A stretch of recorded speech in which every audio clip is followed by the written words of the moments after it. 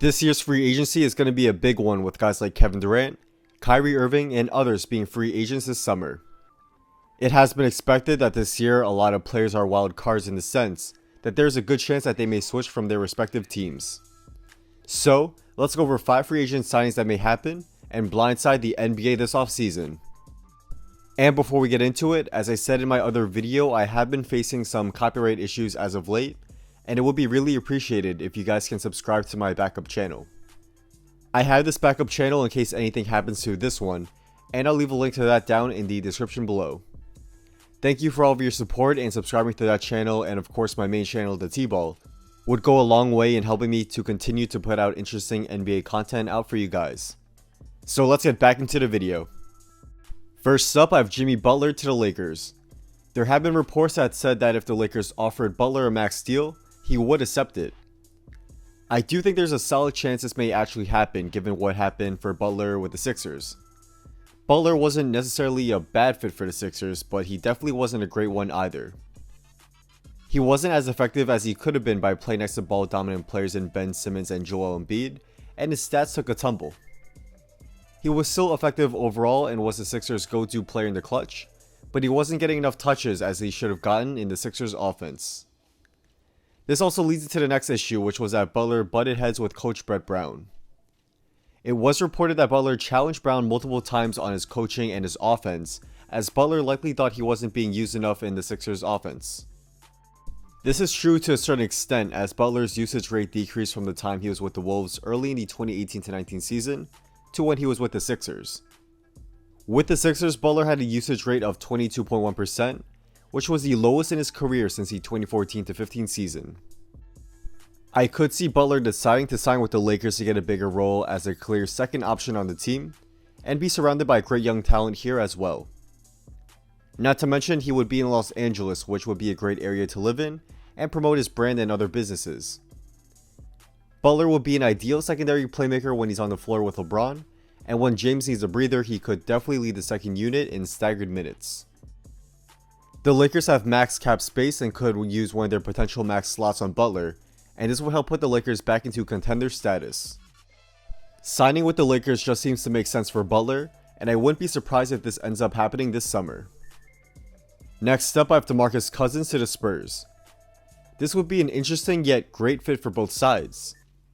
Cousins' time with the Warriors hasn't gone to plan given the fact that he sustained injuries again, and saw a significantly diminished role compared to his time with the Pelicans, and with this in mind, I think a change of scenery may be needed for Boogie. The Spurs would be a great fit for him, as they could use a starting center next to Aldridge. The Spurs could try to run a Twin Towers lineup with Aldridge and Cousins, which worked out pretty well for the Pelicans back when Cousins was with Davis. While it does depend on the matchup, I do think this old school lineup could be very effective against teams who don't have the size to match up to it, and Cousins could get a bigger role in San Antonio compared to the one he had in Golden State. A fair deal for both sides would be the Spurs offering Cousins a 2-year, $24 million deal with a player option in the final year, as it would give the Spurs a great deal on Cousins for next year, while DeMarcus would have a player option for his second year if he continues to deal with more injuries. This will be an underrated signing that would help continue to propel the Spurs into the playoffs yet again. Another crazy move that just may happen would be Kemba Walker to the Dallas Mavericks. So Walker tried to carry the Hornets to the playoffs basically by himself this past season, but he just couldn't do it all on his own. Though this is definitely not his fault, as he put up an incredible season with little talent around him, and the Hornets just didn't surround him with even an average level supporting cast. I could see Walker leaving the Hornets this offseason for 2 reasons. The first will be that he just doesn't see the Hornets being able to compete for a championship anytime soon. The Hornets are cap strapped with horrible contracts such as Williams, Batum's, MKG's, and Biyombo's. Walker could join another team that would give him a much better chance at winning a championship than the Hornets, and that would be the right decision in this sense. The second reason, and the main reason, would be that the Hornets don't offer him a Supermax contract. Walker qualified for a Supermax contract this past season after making the All-NBA third team, and it wouldn't make sense for the Hornets to offer him a full max deal in my opinion. This is because Walker will be 30 next year and 34 by the end of the deal, where he will lose a lot of his quickness and speed that he relies on to be an effective player. Paying him at that point over $40 million a year would be absurd, and if Walker ends up sustaining a significant injury, he could eventually become the burden John Wall has become for the Wizards. If the Hornets decide to let him go, it would be smart for Walker to join an up-and-coming team like the Mavericks. The Mavericks have Luka Doncic and Porzingis next year, which should help take a lot of scoring pressure off of Walker. This should help Walker not burn out as he continues to get older, and a core of Walker, Doncic, and Porzingis seems like a team that can go far into the playoffs. Seeing Walker join the Mavericks would be a fun and unexpected move, and it could make the Mavericks possibly a contender very quickly. Next up, I have Rajon Rondo to the Utah Jazz. This may not actually seem like the best fit when you first take a look at it, as Rondo has been known to be a ball-dominant point guard and he may not be the best fit next to Donovan Mitchell. However, while Rondo is a ball-dominant point guard, he has learned to become a better off-ball player over the years. He's improved his 3-point percentage as his career has progressed to 35.9% with the Lakers last season, and he's become a decent catch-and-shoot player as well. He's not an elite shooter, but it's enough for defenses to respect his shot. This should help him spread the floor to a certain extent, and he would be more of a perimeter threat than Ricky Rubio. Rondo would really help the Jazz with leadership and controlling the tempo of a game, and he should help take a lot of offensive pressure off of Donovan Mitchell.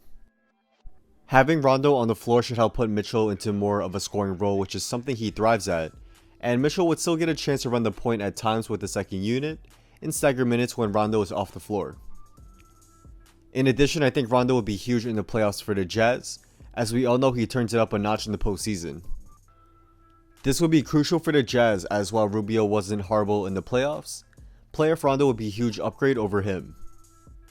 Rondo would bring a ton of playoff experience, and he could help the Jazz advance deep into the playoffs next year. And before we get into our final free agent signing, I want to give a quick shout out to SeatGeek, who is the sponsor of today's video. SeatGeek is a ticket app that takes confusion out of buying tickets, and using the app, you can see which ticket is a good deal which has a green dot, or a bad deal which has a red dot for any sporting event or concert. It's an easy to navigate app, and it's a must-have for anyone who is interested in attending an event.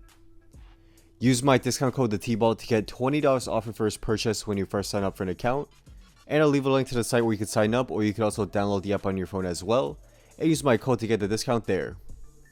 So for the final signing, I have D'Angelo Russell to the Charlotte Hornets. The Hornets are in a bit of a pickle with the whole Kemba Walker situation, as I explained earlier, and it wouldn't be smart for them to supermax him out in my opinion. They should rebuild and try to go younger, and they could possibly do that this offseason by finding a new starting point guard. And that player can be Russell. The Nets have a good chance at signing 2 max players, which could likely be Irving and Durant. So say if the Nets sign these 2 players or other max players, they may not want to wrap up even more money by re-signing Russell to a max deal. The Hornets can jump at this opportunity by signing him to a max deal, and it would be hard for the Nets to match without going deep into the luxury tax after trying to fill out the rest of their roster. Russell would give the Hornets a star point guard who is only 23 years old, and he fits into the timeline of their other young players such as Bridges, Monk, and others. Russell would get the opportunity to be the main ball handler on the team, and he'll get a ton of touches to put up big stats like Walker did last season. While this would be a really fun signing to see happen, the only main reason why I could see this happening is if the Nets just don't want to go deep into the luxury tax, and re-sign Russell to a max deal, which is what he'll likely get in free agency from a desperate team that is looking for a starting point guard. So I don't think there's a very high chance that this will happen, and it's very likely the Nets will just re-sign him. However, there is definitely at least a chance that this scenario does happen, and if it does, the Hornets need to bite on the chance to take a young star point guard for their future. So that's a wrap. Thank you all for watching. If you guys enjoyed this video and want to see more daily NBA content just like this, be sure to drop a like and subscribe, and also be sure to turn on post notifications so you can stay updated on my newest video will be coming out. Also follow me on Instagram and hit me up if you want to talk about basketball, business, or have any video ideas for me to do. Let me know, as I do try to get back to all you guys there. Drop a comment down below on which free agent signings you want to see happen. It can be one from this video or one that you have in mind. Let me know down in the comments below. As I do read all comments, I'm definitely interested to see what you guys have to say. So with all that being said, once again, thank you all for watching, and hopefully I will see you guys soon for our next video. Peace.